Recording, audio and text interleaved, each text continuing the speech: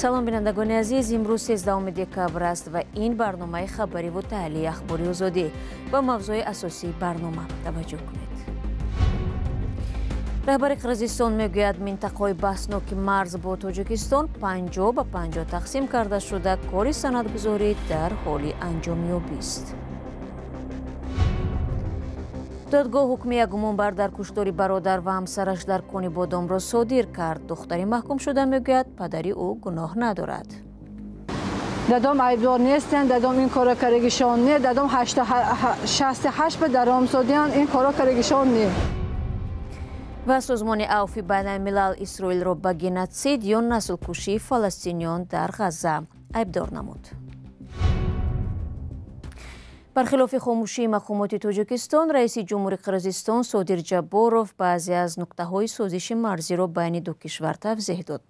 ӯ дар суҳбат бо хабаргузории давлатии Кабар гуфт, минтақаҳои баҳсноки марзӣ дар байни ду ҳамсоя бо дар назар гирифтани манфиатҳои ҳамдигар баробар, яъне 50 ба 50 тақсим карда шуда кори санадгузорӣ дар ҳоли анҷомёбист. Содир Ҷабборов аз нуқтаҳои баҳснок ном нагирифт. ду кишвар то ин дам дар мавриди воруху чоркӯчаи байни Исфараву Ботканд ва гӯшаҳои дигар ҷанҷол доштанд. ҳаятҳои Тоҷикистон ва Қирғизистон рӯзи 4 декабри имсол марзнигориро пурра ба поён расонданд, вале тафсилоти онро нагуфтанд. Содир Ҷабборов мегӯяд, баъд аз поёни кори комиссияи байни ҳукуматӣ санадҳоро вазирони умури хориҷӣ имзо, парлумонҳои ду кишвар ба тасвиб мерасонанд ва раҳбарони Тоҷикистону Қирғизистон имзо хоҳанд кард. баъд аз анҷоми кори комиссияи байни ҳукуматӣ гузаргоҳҳои сарҳадӣ байни Тоҷикистону Қирғизистон ки аз соли 2021 баста боқӣ мемонанд боз хоҳанд шуд. додгоҳи вилояти Суғд ҳукми як гумонбари ҳодисаи куштори пурсару садои шаҳри Кони Бодомро содир кард. ин ҳодиса нимаи моҳи апрели соли равон рух дода буд ва дар он зану шавҳари калонсол кушта шуданд. додарас дар қатли бераҳмонаи Музаффар ва Иноят Урмоновҳо додар ва ҳамсояи девор ба девори онҳо Шарифҷон Ашуровро айбдор донист. пайвандони маҳкум шуда ва ҳам ҷабр дида ба ин бовар надоранд. Фарзон Муҳаммадӣ гузориш медиҳад. рӯзи 12 декабр додгоҳи вилояти Суғд Шарифҷон Ашуровро дар куштори бародараш Музаффар Урмонов ва ҳамсари ӯ Иноят Урмонова айбдор донист ва ҷазои 20 соли зиндон таъин кард.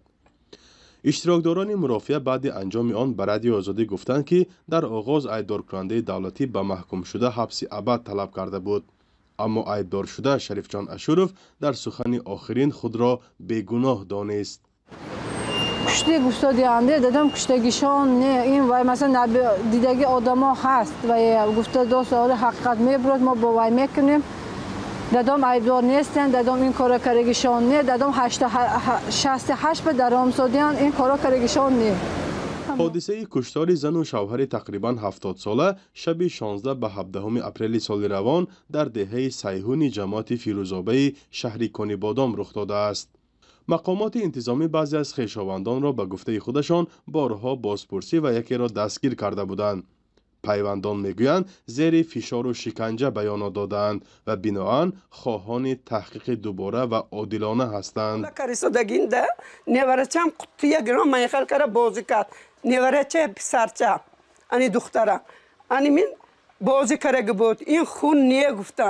ами ман қассас карги зад ки дод гуфтам ки аком мама раҳмашон омда гирифт мен намидонам ами хел гарданашон бигирифта иштия тухмат карагим ба худам айбдор кустам куна ман мугам аком ман бахти қарос бахти сули сиёв карам сачоқам ай аком бания калон сачоқ ҳамуна тизе кара ҳамуна дасташанда хун гуфта ман ба тасдиқ кун ҳамуқа 44 сол эсин хона кариги бошам ман аниминанда ман дуруғ гап задана тиза карам ин тизем тоқат накарисос ки ман чо кунам. хонум Ашурова мегӯяд шаби ҳодиса шамол буду ҳамроҳи шавҳараш дар хона нишаста буданд. пайвандони дигари оила ҳам ба даст доштани онҳо дар ҳодиса шубҳа доранд, чун аз хонаи кушташудаҳо молу дороии зиёде рабуда шудааст. дадома дута гӯшашам кар гапа намефаҳмам.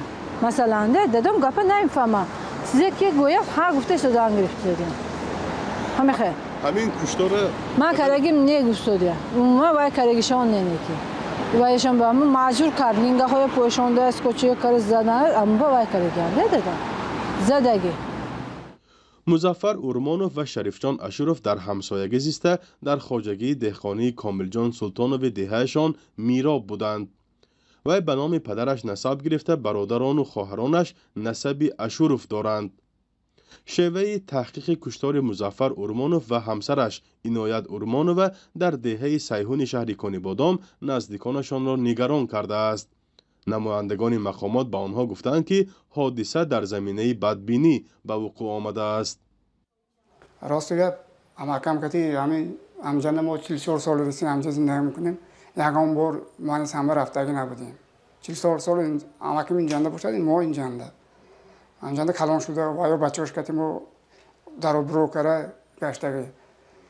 یکم بار این من سامبر رفتاری نیده دادا بوام دادام کته اماکیم یکم بار من سامبر رفتاریش من شنیدیم. پیوندان این دو عائله در کنیبادام از مقامات خواسته بودند که حادثه ها را موشکافانه بررسی کرده گناهکاران را یابند و جزا دهند، ولی با این مراجعت ها از حکم طولانی گرفتن شریفجان اشوروف در حیرتند. همکنون عزم دارند از بالای این حکم به زینه‌های بالای شکایت برند. در یک سال آخر درباره کشته شدن اعضای دست کم 6 عائله در شهر کنیبادام گزارش رسید. آخرینش اولی ماه دکبر رخ داد. انگیزه کشتار ناروشن مانده، عاملان بازداشت نشده‌اند. معلوم نیست این حادثه ها حلقه های یک زنجیرند یا از هم جدا، دزدی و غارتگری یا وحشت انگیزی.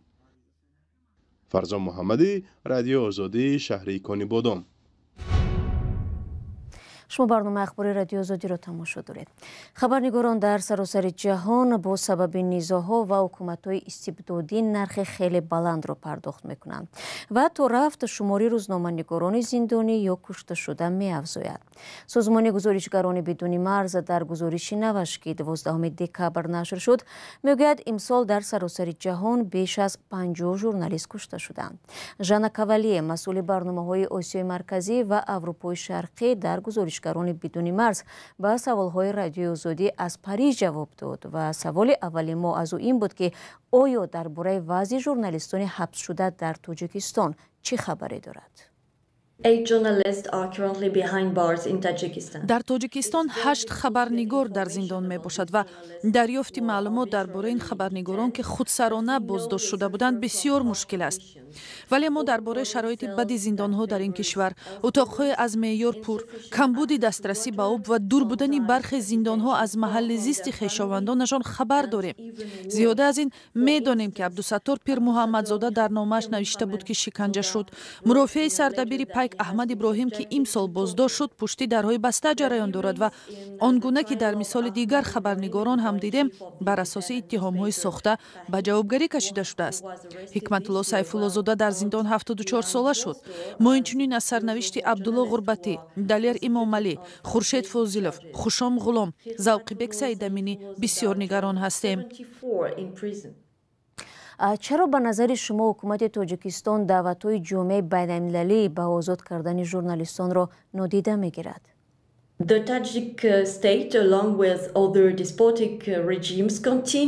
حکومت تاجیکستان مثل دیگر رژیم‌های استبدادی دعوت‌های آزاد کردن آنها را همانان نادیده می‌گیرد، ولی فشار بیشتر ضرور است و سازمان گزارشگران بدون مرز پرونده آنها را همیشه رسانه‌ای می‌کند، همانگونه که پرونده 550 ژورنالیست را که در سراسر سیاره برای اجرای وظیفه‌های کسبی خود در حبس قرار دارند. سال 2024 54 ژورنالیست و کارمند مطبوعات کشته شده است. هدف ما این است که این جنایت‌ها بی‌جزا نمانند. ما باید به مردم بار دیگر خاطر رسان شویم که ژورنالیستان برای خبر دادن درباره حادثه‌ها کشته و یا زندانی شدند. بی‌تفاوتی جامعه باعث بی‌عملی حکومت می‌شود. از نظر شما سال 2024 وضع دیگر ژورنالیستان در سراسر جهان چگونه بود؟ سازمان گزارشگران بدون مرز افزایش حمله به ژورنالیستان را بخصوص در منطقه‌های نظام مشاهده می‌کند. نصف ژورنالیستان امسال در میدان جنگ کشته شدند. غزه خطرناکترین نقطه جهان شده است و در 5 سال اخیر اینجا شمار بیشترین ژورنالیستان کشته شدند. حالا 550 ژورنالیست در زندان است و این 7% بیشتر نظر به سال گذشته است. گزارشگران بدون مرز برای دفاع از ژورنالیستان و ژورنالیستیک به تدبیرهای سریع دعوت می‌کند. برندگان عزیز، پاسخ ژان کاوالی مسئول برنامه‌های آسیای مرکزی و اروپای شرقی در گزارشگران بدون مرز را به سوال‌های رادیوی آزادی شنیدید.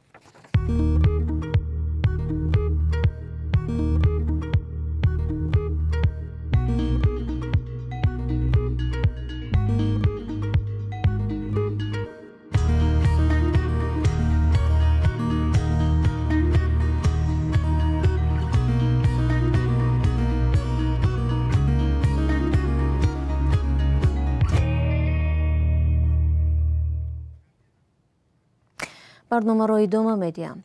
سازمان عفو بین الملل اسرائیل را به گنوسید یا نسل کشی فلسطینیان در غزه عیبدار نمود. این سازمان بعد از آموزش دلیل‌های زیاد به چنین خلاصه رسیده است. اسرائیل ادعای نسل کشی در غزه را قطعاً رد می‌کند. همکارم مومن احمدی گزارش صدای آمریکا در این باره را پیشنهادی ما و شما می‌کند. مقامات بهداشتی زیر نظر حماس در غزه از کشته شدن بیش از 44,000 فلسطینی در 1 سال و 2 ماه جنگ خبر می‌دهند. در میان کشته شده ها جنگجویان نیز هستند، ولی حماس میگوید اکثر کشته شده ها مردم عادی از جمله 13,000 نفرشان کودکانند.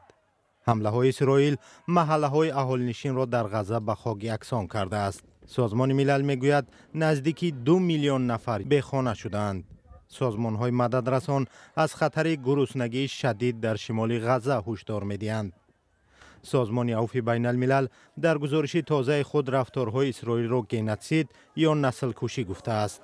These crimes were and continue to be deliberate actions. این جنایت ها هدفمندانه بوده، همان گونه برای نابودسازی فلسطینی ها در غزه ادامه دارند. آنها بی ترس از جزا دیدن عمل کردند. خلاصه دلیل های زیاد وجود دارد که اسرائیل دست به نسل کشی زده است. That Israel is committing genocide is unequivocal, evidence-based. این سازمان به حرف مقامداران اسرائیل از جمله بن گویر وزیر امنیت ملی این کشور اشاره نموده است که دعوت کرده بود غزه به خاک یکسان کرده شود. ما بیانیه‌هایی یافتیم که به نسل کشی و جنایت‌های دعوت می‌کنند که خلاف قانون‌های بین‌المللی هستند. ما نوارهایی را سنجیدیم که سربازان هم این عقیده را تکرار و به نابودی کامل ساکنان غزه دعوت می‌کنند. اسرائیل شدیداً اتهام نسل کشی را رد می‌کند و می‌گوید گزارش امنستی اینترنشنال پررو دروغ است. نظامیان این کشور میگویند جنگجویان حماس در مکتب و بیمارخانه‌ها پنهان شده اهالی آسایشته را همچون سپر استفاده میکنند. تصدیق این ادعا مشکل است چون اسرائیل بر روزنامه‌نگاران خارجی اجازه ورود به غزه را نمیدهد. اسرائیل همزمان حماس را به نسل کشی در حمله روزی 7 اکتبر سال گذشته که باعث کشته شدن بیش از 1200 نفر و ربودن بیش از 240 نفر شده بود عیبدار میکند. اسرائیل عملهایش را خوددفاعی بر اساس قانونهای بین المللی می نامد. هیچگاه از اراده خود برای دفاع از مردم کشور و برگرداندن تمام گروگانها به خانه هایشان دست نمی کشیم. گزارش عفو بین الملل تأثیر بر رفتارهای اسرائیل خواهد داشت. دو عامل تاثیررسان به اسرائیل و اسرائیلی ها هست، یکی حکومت امریکا و دیگری افکار عام در این کشور که حکومت را به گرفتن تصمیم فشار آورده می تواند. فکر می کنم که این گزارش تأثیری ندارد. عفو بین الملل هشدار داد که امریکا و دیگر شریکان اسرائیل امکان دارد که در نسل کشی احتمالی شریک شوند. از این رو دعوت کرد که از دادن سلاح به این کشور خودداری کنند. دوستان عزیز، فرصتی که در اختیار داشتیم انجام یافت. تشکر از یک شما که تا پایان برنامه ما را تماشا کردید. خود را احتیاط کنید عزیزان و خدا نگهبانی هر یکی شما باشد.